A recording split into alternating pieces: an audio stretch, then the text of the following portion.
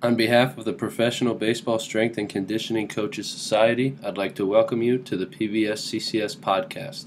I'm your host, Chris Messina.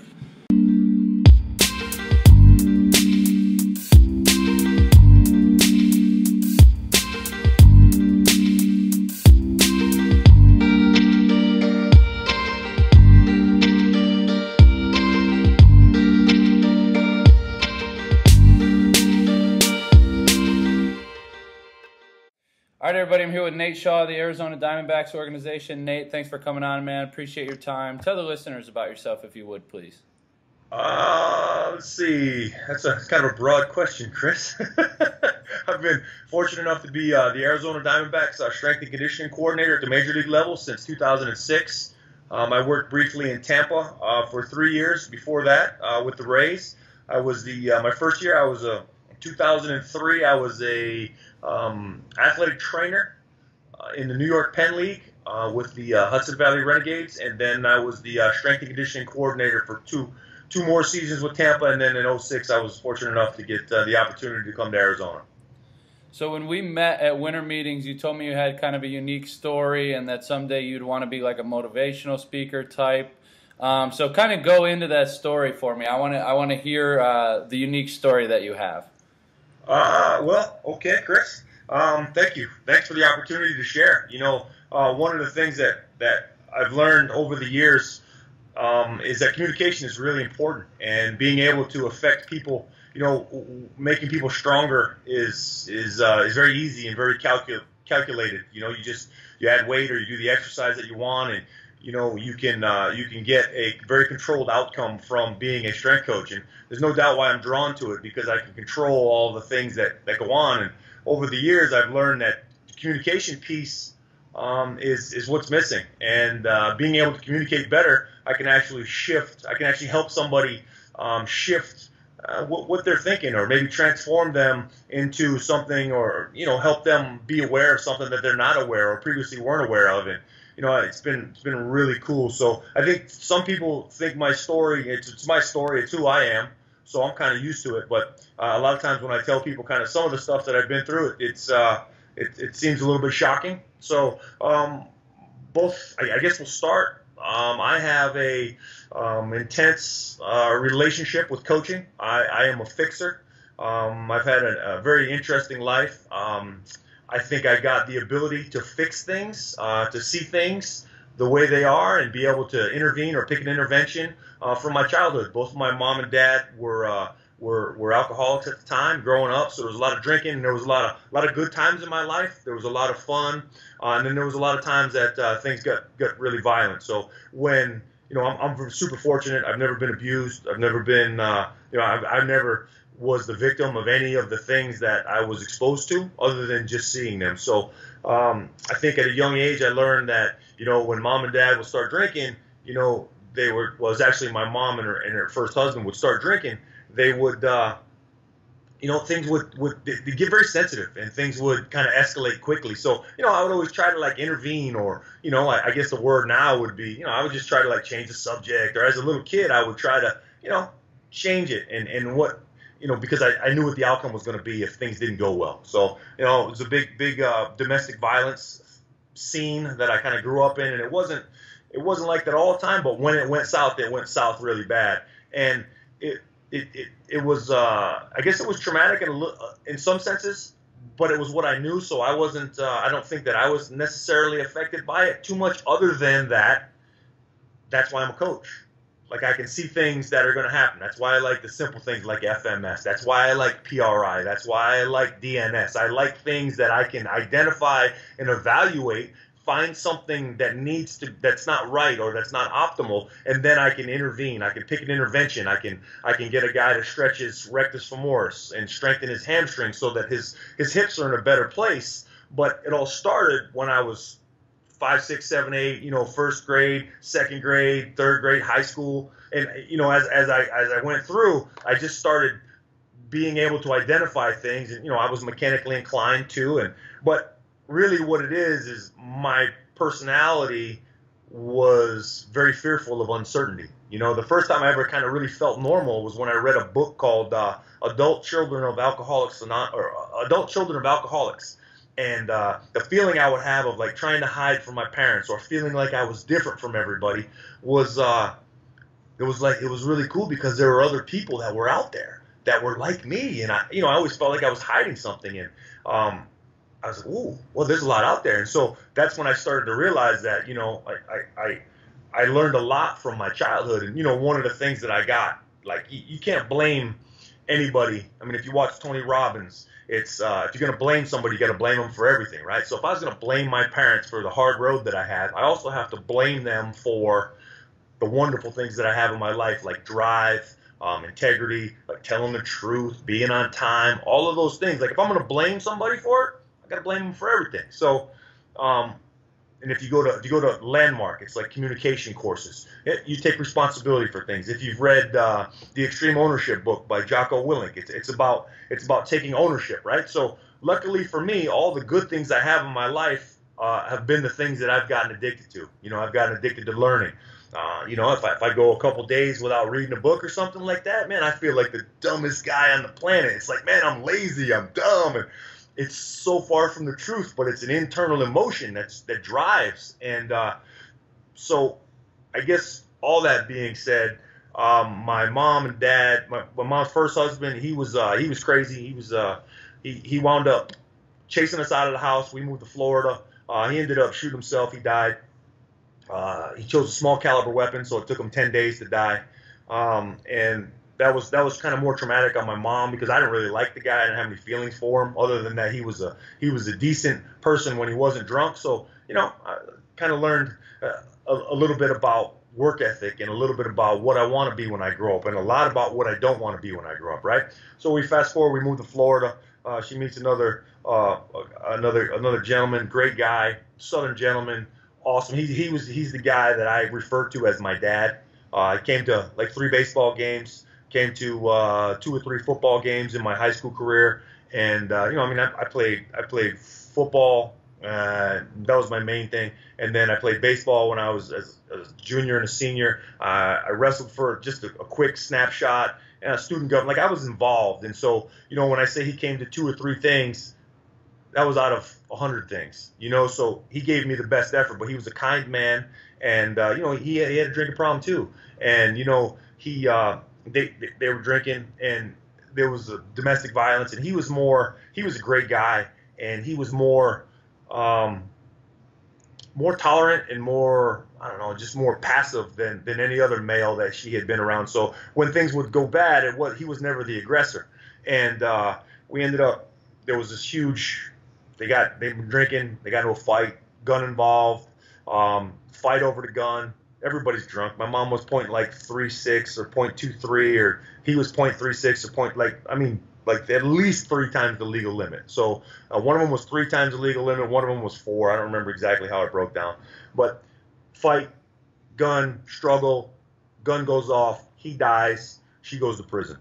And in that moment, like I lost everything because I didn't have any real support system other than my friends and stuff, and so it was traumatic. I was married at the time, and I was just kind of in this place where, like, oh my gosh, like what do I do? Because my dad was gone, and I don't know if you're familiar with people when they go to prison, but man, it's not like you can just go hang out with them anymore. Like they're not free anymore, and it was a pretty traumatic experience. And I was married at the time, and it was a traumatic experience for her, and it ultimately wound up being too much for her, and me being a go-getter and not knowing myself, not being self-aware, I kind of was kind of a hard charger, and it was just too much for her to handle. So she wound up getting a divorce, and I went and talked to a mentor of mine, and he was like, I was like, what should I do? And he was like, well, I would get into baseball, because you have a chance to really impact some people. And I went to school. I had done my internship with him in baseball with the Blue Jays, and it was an awesome. I was like, my pedigree was just perfect because I had worked with this guy at a physical therapy clinic, and my story goes in so many directions, just like everybody, man. And I'm no different from everybody else. I just had a little bit rough, right? And so finally, I get a job, and I get a job with the Rays. I interviewed with 6 different teams, and felt like the Rays were the spot for me to be. And all the while, my my mom had been in prison. So fast forward like 4 or 5 years since she shot my dad. I was in St. Pete and I hadn't had any contact with her. And lo and behold, she was in a work release program in St. Pete, which was like there had been no contact. So it was purely like coincidental, divine intervention. I mean, whatever you want to call it. And I was like, oh, well, this means I need to patch things up. So, I was holding on to some stuff. I was pretty angry, and there was a lot of details in the case and all this stuff that I didn't agree with, and I thought were there wasn't a lot of integrity going on. And so I was like, all right, man, like I'm gonna say what I need to say. So I said what I needed to say and started patching up that relationship. And since that time in baseball, I've been able to really dive into things, and a lot of really good things have happened to me in my life. And I think looking back and reflecting, I had a tough. There's people that have it way harder than me, man. And I don't mean to tell my story and be poor me or anything even remotely like that. But man, I've been through some stuff, and some people haven't, and some people think it's hard. And you know what? It is hard. And what are you gonna do about it? Like, no one really cares about how hard your life is. They compare about results, and so it seems like I've found a really nice home in being able to help people and being able to help athletes and being able to connect with guys. And now, after reading books on leadership and training and all those things, like I feel like my biggest gift is that I care about people and I can get them to buy into a strength and conditioning program, and that allows me to be a part of their life and be a part of a team and get to go to work every day and have like a meaningful impact. And I think it's been a long road, and I'm still obviously learning, and there's 1,000 bajillion more details. And if you have any questions, that would be fine. I'm an open book, and I think being vulnerable and being able to communicate, I think those are the things that are the most important, and that's the tool that I have that I think is the best. Yeah, that really is an incredible story. It was not what I was expecting, and you blew me away with it. And it's not necessarily something that I can relate to. Like you said, people have different things that they go through in their lives that make them who they are. And I've gone through my own stuff in my life, and it's that same thing, like you said, is being vulnerable is huge. And if you can present yourself as a person to your athletes, I think it goes so far, instead of just being that, I'm a hard-nosed strength coach, no nonsense. Like, sometimes they have to see that you are a person, and I think that goes a long way with buy-in. I couldn't agree with you more, Chris. And I think, if someone can see that, man, you're just a regular dude, oh, wow, well, he's got, man, because everybody's had their heart broken by now, you know what I mean? Everybody's been in love and been crushed or had something bad happen and had to deal with some real adversity. And, like when you can relate with some things that are hard that you've shared, I don't know, I think that for me, it makes me closer to the person because we have a connection, and ultimately, like, yeah, we got to lift weights to play baseball, because we need to be strong and be healthy and we want to win and we choose to be a part of this. But man, it's about being with somebody for the 162 days a year that often gets overlooked. Yeah, and I think that's one of the big values that strength coaches provide is, like, if there's one person on the staff that the players are going to tell those things to and open up to, it's the strength coach, like almost 100% of the time. Yeah. Well, and we get them at a vulnerable time too, because we get them when they either just punch somebody out or they either got taken deep and got taken out of the game. You know what I mean? Like those are the two, polar ends of the spectrum. You know what I mean? Like, if you're the left-handed specialist and your job is to get the lefty out and you walk them, man, that's bad. Or you give up a bomb, or we lose the game, or we get raw emotions in the weight room. I mean, as soon as they take their shirt off, and to be able to empathize with somebody and be able to be there for them sounds so soft and sounds so not sports oriented, but it is about the people and it is about the player and him feeling comfortable. And hey, we got to rebound. You know what I mean?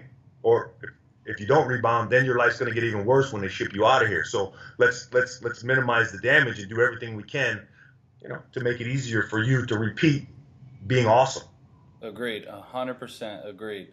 And so you've been in baseball quite a long time, and so I'm interested on this one. I want to hear your best professional baseball story, whether it's a success story or a failure story or something that got lost in translation, or you're smiling, so I know something good is coming. Well, I mean, if you've been around baseball for a while, you've heard some stories too, and been a part of some shenanigans. I would say that shenanigans is a good word, but I was thinking about that when you sent out the questions, and one of them for me is, I've gotten the opportunity to work with some really cool players, like all of us do, and you like to feel like you're a part of something special. And one time I remember we were in this visiting weight room of this particular stadium in LA that's up on a hill, and their colors are white and blue, and they're in the National League West. And we were pitching. It was the night before we were going to face their superstar, their big ace. And we're in the weight room, and I was in there, and there was a conversation going on, and our player, I was working on our player. I was doing some flexibility stuff, some soft tissue stuff, and we were there, and he was talking about his approach and how he gets nervous, and he was just being totally vulnerable. Like sometimes he gets it speeds up on him. He doesn't know what to do sometimes. And one of the other guys was like, "Hey man, what you got to do is you just got to." Our mental skills coach was in there, and he goes, well, why don't you try this? And there was a lot of listening. This is just the cliff notes. Essentially, he said, hey, man, just take a step out of the box, right? Take a deep breath and relax. Can you shut that door? And relax, and then everything will slow down. And so the next morning, we had a day game against the superstar ace. And, man, for sure. I mean, I watched it. I was there for the conversation, and you could see that there was some anxiety. And, man, he said he put the bat on his shoulder, took one foot out, took a deep breath, stepped back in, and took him deep, dude. It was the coolest thing I've ever witnessed live. Like when you talk about being able to shift somebody and transform somebody, and our mental skills coach was the best on the planet when it came to connecting, the best listener.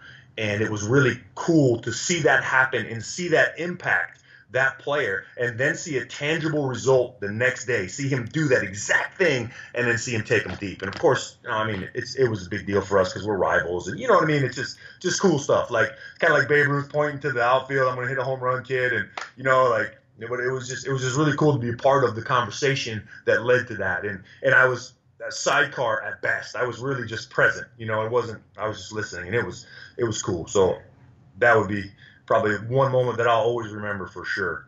Yeah, no, that's an awesome story, and it clearly shows how good the mental skills coach is at getting the buy-in, that he told him to do something, and immediately the next day he just did it. Okay, I fully believe this guy. It's going to work for me. He does it, and then immediate results. Like that's awesome. That's a great story. Yeah, it was a fun to be a part of, man. And and that's the thing that I'm trying, in general, the reason why I'm so driven is because ultimately I don't think I'm good enough, right? If you look back and you deconstruct everything, everybody has a fear. My fear is of uncertainty, right? The certainty that I'm going to be good enough, right? So I'm always grinding. And so what I want to do is I want my communication game to be as good as that dude's, because I have the opportunity to be there every day. And I have an opportunity to influence 25 guys every day. And, for me to have seen that as, man, maybe I could be better than that. That's possible. But to be at least that good, man, that would be pretty solid. So that's kind of what I'm driving for in all of this self-awareness, is just being able to connect with people the way the good ones do. Yeah, 100%. So I'm interested in this one. What do you believe in within strength and conditioning that others think you are crazy for believing? I think I'm just like everybody else, man. That's a great question. I think initially it was breathing in the diaphragm, man. People used to look at me kind of funny when we were talking about that for a while. We've been fortunate enough to be in a place where we have an awesome budget for Con Ed, and I've been able to go to any course I want to go to, been able to see any guru that I want to see, and super fortunate. And I think the thing that, I don't know, man, with the diaphragm and breathing and just the little corrective exercises, man, those little exercises, they make a big, big, big difference. And, I'd say probably that, man. I kick people out of the weight room all the time. I'm like, man, get out of here, dude. You don't need to lift today. Lift there. Just let's do this little corrective exercise thing, do a little soft tissue and get out of here, because that's what you need today. I'm probably the classic guy that doesn't overtrain the guys. That's my biggest thing, is I don't want to overtrain anybody. I want to get the minimum dose possible, the least effective dose, the minimum effective dose is what I'm looking for. And sometimes you overshoot it, and sometimes you don't. But that's what I'm always trying to find. So I think that's probably some bit of an anomaly, man. But we're all kind of sort of doing that. So does that answer the question? No, yeah, 100%, 100%. And I think the breathing stuff is kind of, I've talked to some other people on here, and it's like you're either on one side of the fence or the other, and if you're on the one side, you're bashing the people who do it, and I don't know, man. For me, it's just being open to learning, and I've taken some of the stuff that I've talked to other people about and put it into my own personal training, and it has helped me a ton. So I don't think you can be like, it just doesn't work. Like, I know it may sound crazy to other people, and they probably labeled you as crazy, but it's got to have something to it if it's working. Yeah, well, I think one of the things that comes up is, man, we're all here to win, right? We're all here to get results. And if, you have confidence in your skill set and you have confidence in your ability to communicate and you get something and you can implement it and you get results, then I don't care what you call it. I don't care what you got it, where you got it, how you stole it. I mean, like I was watching Ocean's 11 with Brad Pitt the other night. I had it on my computer, and we were watching it. And the part where he steals the codes out of the breast pocket of the guy that owns the casino that they're robbing. And I was like, man, that is me. I will steal anything, any exercise, any thought process, because I'm not smart enough to come up with any of it, man. But you surround yourself with great people and be open and don't have an ego, then, man, like I'm way ahead of where I was in 2006 because of that mantra. Yeah, I'm a big believer knowledge comes from either like experiencing something or just stealing it from somebody else. And usually you steal something and then you try it and it becomes your experience. So yeah, for sure. steal away, right or wrong, steal away. So what do you think makes a strength and conditioning coach successful? I'm sure you've hired a lot of people in your days and you have a lot of coaches who work underneath you or with you. What do you think in general makes them successful, and then maybe specifically in professional baseball? Yeah, man, that's a great question. Jeez, dude, huh? You ought to be an interview guy. Wait, maybe.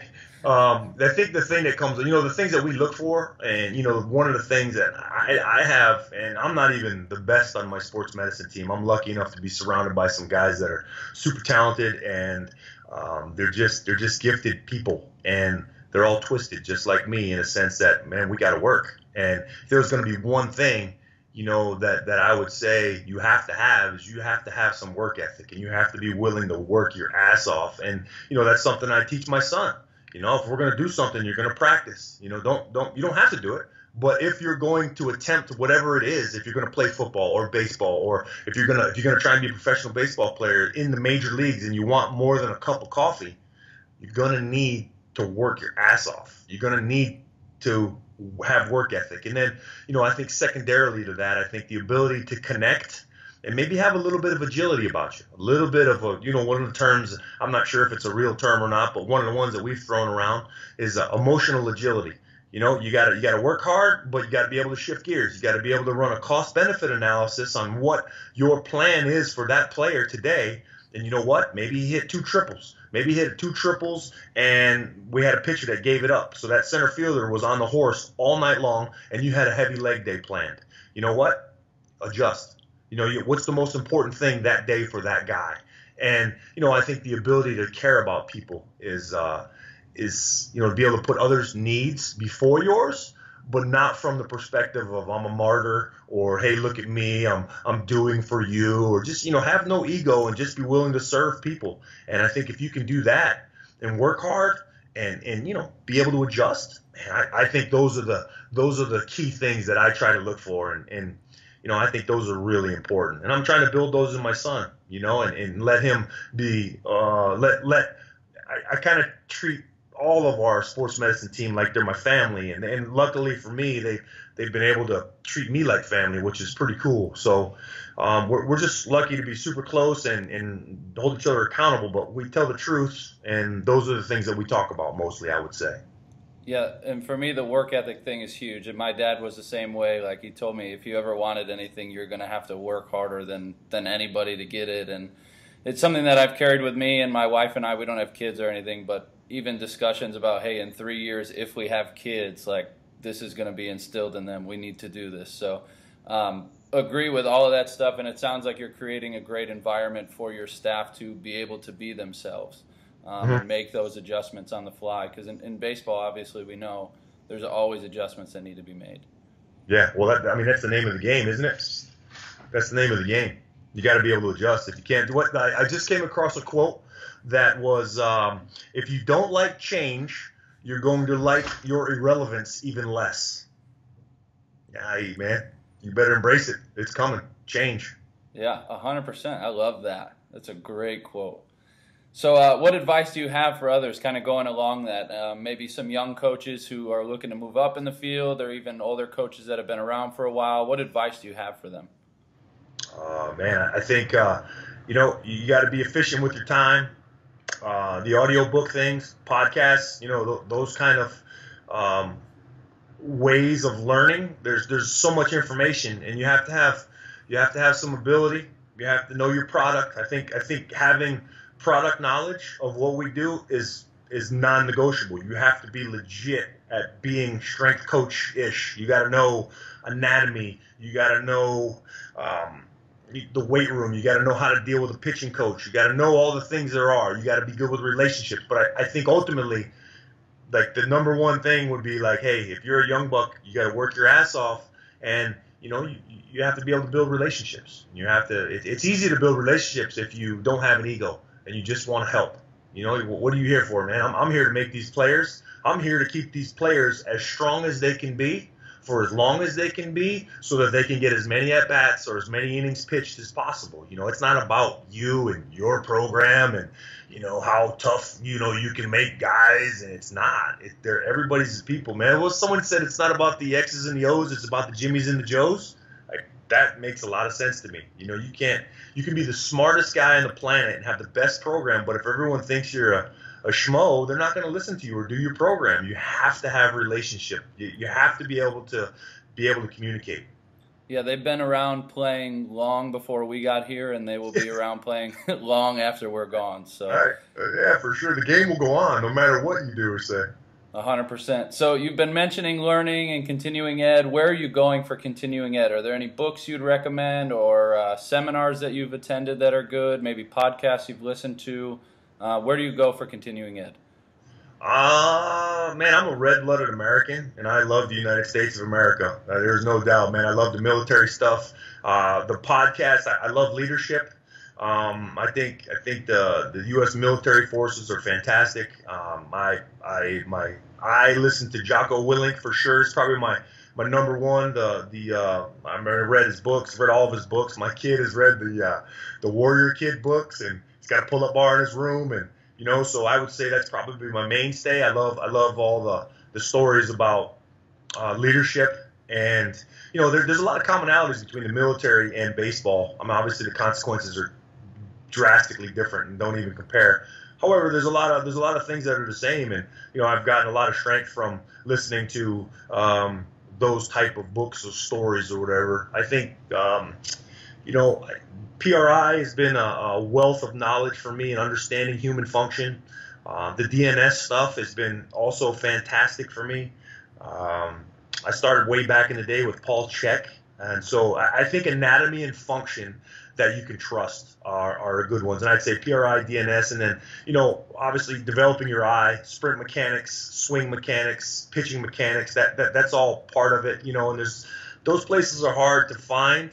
Those things are hard to find good information on, I think, at times, because and still you're a little bit bound by your pitching coach's philosophy or your hitting coach's philosophy, but still it's important to understand all those, because if you're lucky enough to be around a while, you'll have 4 or 5 different philosophies to compare, and I think I've done a good job of that along the way. But as far as seminars go, communication is really important. And I'm sure there's a lot of different places out there. I know Tony Robbins has a pretty cool program, but I've never been through that curriculum. But I've been through the Landmark curriculum. They have 4 classes. It's an exceptional human communication program where they really help you understand kind of what you do and what you're aware of, and then what you do that you're not aware of, and they call it blind spots. They have their own vocabulary, and once you begin to understand it, then you can really break down some walls. And it's probably one of the things that we've done here over the years is we've done a really good job of embracing that communication. And a lot of I think we have 29 sports medicine positions now. From the major league director of everything, that head trainer, head strength coach, all the way down to our Dominican liaisons and our programs down there. I think we have 29 positions, and everyone on the U.S. mainland has been to some of the landmark communication courses, and that's been a really good place for us to find some continuity and some conduit that can really bind us together and help us communicate faster and more clear than ever before. So I would say that's a must. Books, man, I just finished a book that is fantastic. It's about the FBI, and this guy, his name's Chris Voss. He's the author. It's called Never Split the Difference. It's about he was the FBI lead negotiator for like 21 years, and he thinks going into the book, you're like, oh wow, this is gonna be cool. This is gonna be like some hard ass stuff, and the whole book is about empathy and listening and how to listen better and how to communicate better. And it was a little bait and switch for me, but it was fantastic. I just finished that one up on the audio book, and right now I'm reading David Goggins. He's a mental toughness guru. But I like John Gordon. Being positive, the power of being positive is the power of being on a positive team.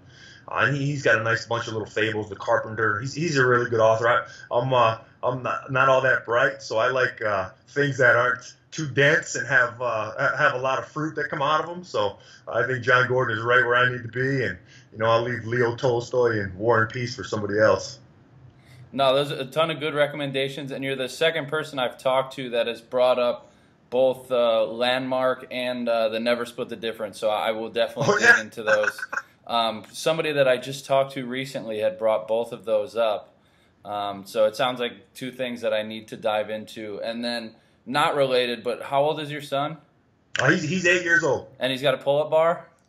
Yeah. Yes, that's so awesome, man. The coolest part about it is that I didn't offer it to him. He asked for it. So that's what I'm trying. I'm trying not to force everything down the kid's throat, I think that's leadership. So I'm just trying to be a good leader. Yeah, I think you can force pull-ups down it a little bit, though. Just the long-term benefit is good for him. Let's go, kid. But, hey, man, I'd like to do a lightning round if you still have time for me. What do you got? You got some time? Yeah, I have no idea what that is, but I'm up for it, man. All right, it's 4 questions. The answers can be as long or as short as you'd like. First question, who is your biggest influence in the field of strength and conditioning? Biggest influence in the field of strength and conditioning? Oh, man, that's pretty cool. Who, like one person? That's a tough one, man. There's so many, I guess is why it's tough. It's not one thing. It's not one person. And I have a sports medicine background, so that's tough. One person? I'll give you a pass to name as many as you'd like because they're all relevant. Yeah, well, I think I've learned a lot along the way. I think I got my start with Paul Check out there in Encinitas, California, just talking about functional movement patterns and those kind of things. Geez, what a great question. I think a lot of the stuff I've learned has been a combination of moving weight. I had the first book I bought was the Encyclopedia of Bodybuilding with Arnold Schwarzenegger in it, so I throw Arnold on there. That's what started the sickness. I had a coach in high school. His name was Jim Durden, and he was my football coach. He was the type of guy that wanted to lift all the time. He was also the weightlifting coach.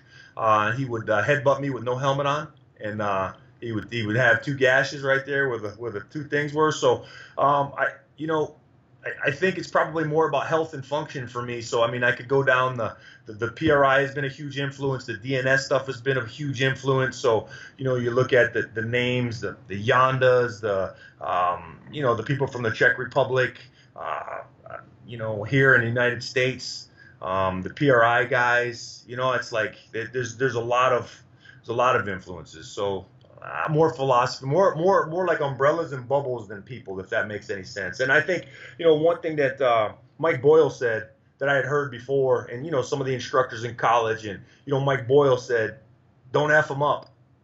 And I think that's That's profound right there. Just don't do anything stupid. And, to your point, as far as mentors go, Kevin Barr was a big, big mentor for me. He was the major league strength coach in Tampa Bay when I was there, and when I was in the minor leagues. And, that was one of his things, man. It's just, hey, look, just don't make any mistakes. Don't hurt these guys. Let them do what they want to do, and sprinkle something. Try to steer them away from the bad stuff. But hey, man, just don't hurt anybody. And I think before I became a good strength coach, I just didn't do dumb stuff. And I was already ahead of the curve, So for me, I would have to say, I don't know if that answers your question. That's kind of a skirt the answer right there. That's fine, man. That's fine. The more the merrier, I think. The second one might be a little bit easier. One piece of equipment to train with. What would you choose? Ooh, man, this was an interview question before I got my job in Tampa. We were sitting there at lunch, and Paul Harker and Ron Porterfield were drilling me. I was some young buck that thought I knew what I was talking about, and they were fortunate enough to see through that and call me out. But when I asked that question, one piece of equipment, man, I would say my hands and my thought process, kind of so me, without being a selfish jerk, would be the most important thing. My philosophy with soft tissue, I think that's really cool. But if I had to actually buy a piece of equipment, it would be some type of cable system that I could do functional training on. Okay. Biggest accomplishment professionally and or personally? Biggest accomplishment professionally. I don't know if I have a biggest accomplishment professionally. I think probably the thing that I'm most proud of is all the people that are in Major League Baseball that I've been able to be a part of their journey. There's a lot of guys that used to work for the Diamondbacks that are spread out all across the league. And, I don't know if when they were here if I was appreciative enough to their faces, but the gifts that they've given me of being able to be a steward on their course of their ship of their career has been a huge accomplishment. So for me, man, like all the people that I used to work with that are now either my direct colleagues, or the guys that are coordinators or the guys that have climbed up, man, it's a really cool opportunity to get to see everybody. Like when we go to winter meetings and stuff, just to see everybody that I've worked with. So that's probably my biggest one. And of course, as personally, man, it's just being a dad. It's cool, man. You guys, it's a hell of a lot of work, and that's where you get the work ethic part. We gotta work hard, but man, it's easily the most rewarding thing that I've ever been able to do is be a dad. For sure. Last one. Any career other than strength and conditioning, what would you choose? Oh man, it's a great question. I don't know if I had the choice. I don't know. I think in the reality of the world, I don't know, man. If I could fantasize and do anything I want, I'd either be Tom Brady or on SEAL Team 6, one of the two. You know what I mean? Like, that seems like a pretty cool mix for me. Both rock stars in their own kind of their own ways. Yeah, I just want to be the best, and I think that I don't know. I guess helping people is cool, and it's really growing people and developing people, and it's really cool. And I think ultimately what I'm going to wind up being is really good at that, because I think that's actually a reality. I don't think I can make it on SEAL Team 6. I'm a little too old. Yeah, and Tom Brady is already Tom Brady, so yeah, I don't think we can have another one. My arm hurts from throwing too many baseballs, so I can't. I don't have that throw gene. Well, Nate, I appreciate you coming on, and I appreciate you sharing your story and all the things that have gone on in your career and your own personal life. If the listeners want to get in touch with you and learn more from you, where can we go? Are you on social media, or is there a better place? Man, my social media game is about like the Navy SEALs, man. I am covert. I got a Facebook account. I put up pictures of my kids. So the best way to get a hold of me is probably just nshaw@dbacks.com. All right, man. Like I said, I appreciate you coming on, and we'll be catching up soon. Okay, thanks, Chris. Thanks for your time. Thanks for what you're doing, man. This is great. It's a great podcast, and your questions are awesome. Appreciate it. All right, everybody, that concludes this episode with Nate. I hope you enjoyed this one. It was awesome that he was willing to open up and share his personal and professional stories with us. After the episode, Nate reached out to me and said that there was 2 names that he had forgot to discuss in the episode, and those 2 are Ron Haruska and James Anderson. He wanted to make sure that he gave them props because they've both been influential in his career. 3 things that I took from Nate from this episode: have a great work ethic, be able to adjust on the fly, and be efficient with your time. With that being said, I hope you enjoyed this episode, and we'll talk to you again on the next one.